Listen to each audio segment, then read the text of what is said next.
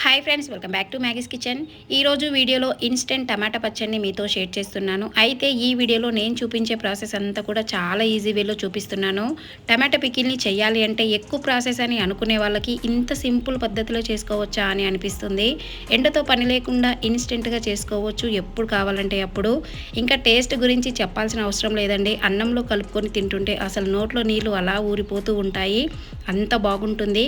అంతేకాదు ఇన్స్టెంట్గా చేసినా కూడా ఈ టమాటా పికిల్ని ఫ్రిడ్జ్లో స్టోర్ చేసుకుంటే 4 to 5 months వరకు కూడా ఫ్రెష్గా ఉంటుందండి. ఈవెన్ వంట రాని వారు కూడా ఈజీగా చేసేయచ్చు. జస్ట్ మీరు కొలతల్ని ఎగ్జాక్ట్గా ఫాలో చేశారంటే.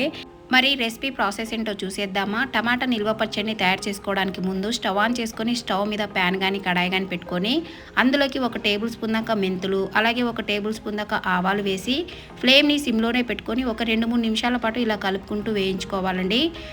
మరి ఎక్కువసేపు వేయించకూడదు, చేదొచ్చేస్తుంది. ఇలా చిటపటలాడేటప్పుడు పక్కకు తీసేసుకొని మిక్సర్ జార్లోకి వేసి ఇలా మెత్తగా పొడి చేసి ఈ మెంతి పిండిని పక్కన పెట్టుకోండి. ఇప్పుడు ఇంకా ఒక 1/2 kg వరకు దూరగా పండిన టమాటాలని ఒకసారి శుభ్రంగా కడిగి తీసుకోండి. క్లాత్ తోటి వాటర్ ఏమి లేకుండా తూడ్చేసి ఒక 5 నిమిషాల పాటు ఫ్యాన్ గాలికి ఆరబెట్టి తీసుకోవాలండి. చుక్క నీళ్ళు లేకుండా చూసుకోవాలి. మనకి పచ్చడి అనేది ఎక్కువ రోజులు నిల్వ ఉండాలంటే వాటర్ ఏమి లేకుండా చూసుకోవాలి. నైఫ్ తోటి ఇలా మధ్యల పాటుని కట్ చేసుకొని టమాటాని 3 ముక్కలుగా కానీ లేదంటే 4 ముక్కలుగా కానీ కట్ చేసి తీసుకోవాలండి. ఇలా టమాటాలు మొత్తం కూడా చిన్న చిన్న ముక్కలుగా కట్ చేసి తీసుకున్నాక ఒక మిక్సీ గిన్నెలోకి వేసుకోవాలి. ఇక్కడ మనం తీసుకున్న 1/2 kg టమాటాలకి ఒక 50 గ్రాముల వరకు చింతపండుని ఇలా నారలు కానీ గింజలు కానీ ఏమి లేకుండా ఒకసారి శుభ్రంగా కడిగి తీసుకోండి. మూత పెట్టి ఒక 2-3 సార్లు పల్చిచ్చి తీసుకోవాలి. ఇలా కోర్స్గా గ్రైండ్ చేసి తీసుకున్నాక ఇప్పుడు ఇందులోకి 50 గ్రాముల వరకు కారం పొడిని,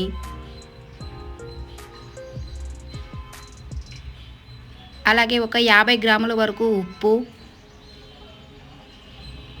ఒక 50 గ్రాముల వరకు పొట్టు ఒలిచిన ఇలా వెల్లుల్లిపాయలను కూడా తీసుకోండి.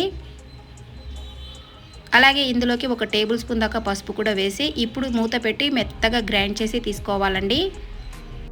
ఇక్కడ వీడియో క్లిప్లో చూపించిన విధంగా ఇలా గ్రైండ్ చేసి ఈ టమాటా పేస్ట్ని రెడీగా పక్కన పెట్టుకోండి. ఇప్పుడు మనము పోపు ప్రిపేర్ చేసుకుందాము. అందుకోసము ప్యాన్లోకి 1 కప్పు దాకా ఆయిల్ని తీసుకోండి. ఇక్కడ ఆయిల్ వచ్చేసి పల్లి ఆయిల్ని తీసుకోవాలి. ఆయిల్ కొంచెం వేడెక్కినాక ఇందులోకి ఒక 7-8 దంచుకున్న వెల్లుల్లిపాయల్ని, అలాగే ఒక 2 టేబుల్ స్పూన్ దాకా పోపు కూడా వేసుకోండి. ఇక్కడ పోపు వచ్చేసి మినపప్పు, శనగపప్పు, ఆవాలు, జీలకర్ర, అలాగే ఒక 2-3 ఎండుమిరపకాయలు కూడా వేసి ఒక 2 నిమిషాల పాటు ఇలా కలుపుకుంటూ పోపుని ఎర్రగా ఫ్రై చేసుకోండి. అలాగే ఇక్కడ ఆయిల్ కూడా వచ్చేసి మనకి 200 నుంచి 250 ml వరకు ఉంటుందండి.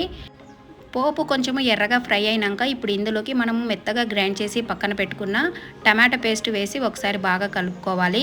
మనం పేస్ట్ వేయగానే ఇక్కడ చూడండి ఆయిల్ అనేది ఇలా పైకి తేలుతుంది. మీరు కలుపుతూ ఉంటే ఆయిల్ అనేది అసలు కనిపించదు. చూడండి ఇలా కలుపుతూ ఉండాలి నిదానంగా.